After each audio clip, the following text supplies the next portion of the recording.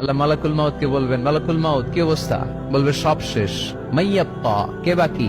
মালাকুল মাউত বলবে জিনেরা বাকি, যাদেরকে দেখা যায় না। আল্লাহ বলবেন জিনদেরকেও শেষ করে ফেলো, রুহু কবজ করো। মালাকুল মাউত আজরাইল জিনদের রুহু কবজ করবে। আল্লাহ এবার জিজ্ঞেস করবে, ইয়া মালাকাল মাউত আখবিরনি মাইয়াব্বা, এবার বলো আর কে বাকি? মালাকুল মাউত বলবে, আল্লাহ মানুষগুলো সব শেষ, জিনগুলাও শেষ, এবার বাকি ইবলিস শয়তান। কে বাকি? ইবলিসরেও শেষ করো, ইবলিসও শেষ। আল্লাহ আবার জিজ্ঞেস করবেন, ইয়া মালাকাল মাউতি মাইয়াব্বা, আর কে বেঁচে আছে বলো? মালাকুল মাউত বলবে, আল্লাহ আপনার কথা অনুযায়ী পৃথিবীর সব মানুষের রুহু কবজ করলাম, সব জিনদের রুহু কবজ করলাম, ইবলিসের রুহু কবজ করলাম, এখন আছে শুধু ফেরেশতা। আছে কারা? যাও ফেরেশতাদের রুহু কবজ করো, ফেরেশতাদের রুহু কবজ হয়ে যাবে। এবার আল্লাহ জিজ্ঞেস করবেন, ইয়া মালাকাল মাউত আখবিরনি মাইয়াব্বা। মালাকুল মাউত বলবে, আল্লাহ আপনার কথা মতো ধরে ধরে সব শেষ, ফেরেশতাও শেষ, 4 জন ছাড়া। কয়জন ছাড়া? জোরে বলেন, কয়জন ছাড়া? ইসরাফিল, জিব্রাইল, মিকাইল, আজরাইল। আল্লাহ এই 4 জন আমরা বাকি। আল্লাহ বলবে, যাও ইযহাব ইনতালিক ইলা জিবরিল ওয়াকবাদ রূহা, জিব্রাইলের রুহু কবজ করো। ইযহাব ইলা ইসরাফিল ওয়াকবাদ রূহা, ইসরাফিলের রুহু কবজ করো। ইযহাব ইলা মিকাইল ওয়াকবাদ রূহা, রুহু কবজ করো। ওই 3 ফেরেশতাও শেষ। এবার আল্লাহ তাআলা জিজ্ঞেস করবেন, ইয়া মালাকাল মাউত আখবিরনি মাইয়াব্বা, হে মালাকুল মাউত আর কে বাকি আছে বলো? মালাকুল মাউত বলবে, আল্লাহ আপনার কথা মতো মানুষগুলো শেষ, জিনগুলো শেষ, ইবলিস শেষ, আমার বাকি 3 ভাই ইসরাফিল, মিকাইল, জিব্রাইলও শেষ, শুধু আমি, শুধু আমি। আল্লাহ বলবেন, কেউ নাই? মালাকুল মাউত বলবে, না আল্লাহ কেউ নাই। এবার আল্লাহ তাআলা বলবেন, মালাকুল মাউত তুমি তো সবাই রে মারছো, এবার তুমি মরো, এবার তুমি মরো, তুমি মরো।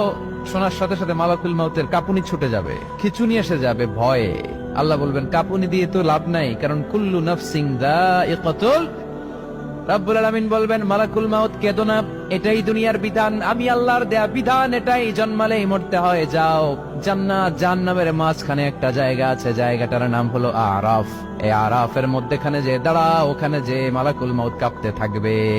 মালাকুল মাউত বলবে, আল্লাহ সৃষ্টির শুরুতে যদি জানতাম, সৃষ্টির শুরুতে যদি জানতাম সবাইকে মৃত্যুদান করার পরে, রুহু কবজ করার পরে আমাকেও মরতে হবে, তাহলে এই কঠিন দায়িত্বের ব্যাপারে আপনার কাছে ক্ষমা চাইতাম।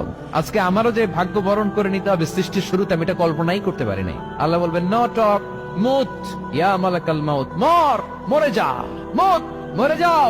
বলার সাথে সাথে মালাকুল মাউত এক বিকট চিৎকার হাঁকিয়ে মরে যাবে। মালাকুল মাউতের চিৎকারটা সেদিন এত ভয়ঙ্কর হবে, বিষ্ণু ইসা ইসলাম বলেন, ওই চিৎকারের আওয়াজ যদি পৃথিবীর মানুষেরা কান দিয়ে শুনতে পেত, তাহলে কিয়ামত সংগঠিত হওয়ার জন্য আলাদা করে ইসরাফিলের সিঙ্গার প্রয়োজন হতো না।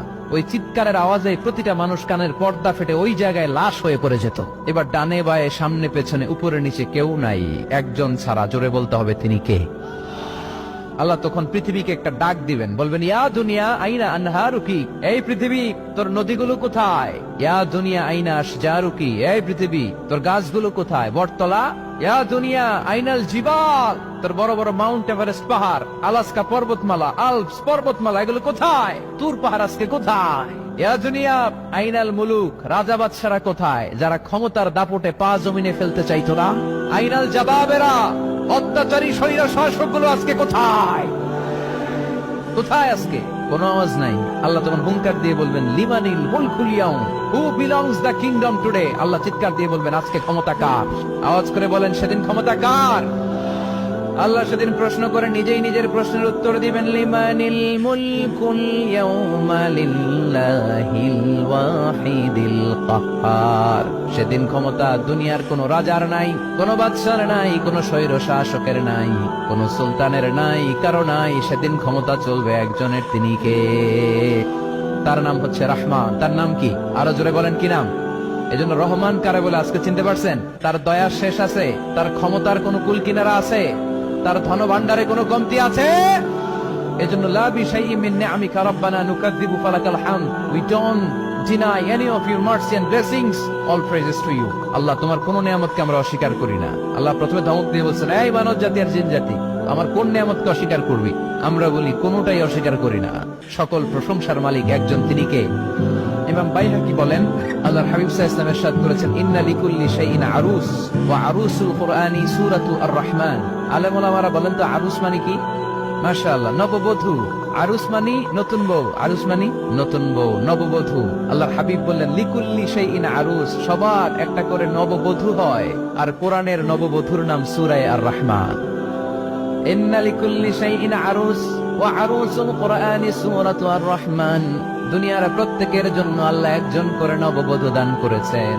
আল্লাহর কোরআনেরও একটা নববধূ আছে, এই কোরআনের নববধূর নাম সূরা আর রহমান। কোরআনের নববধূ, কোরআনের নতুন বউ, কোরআনের নতুন বউ।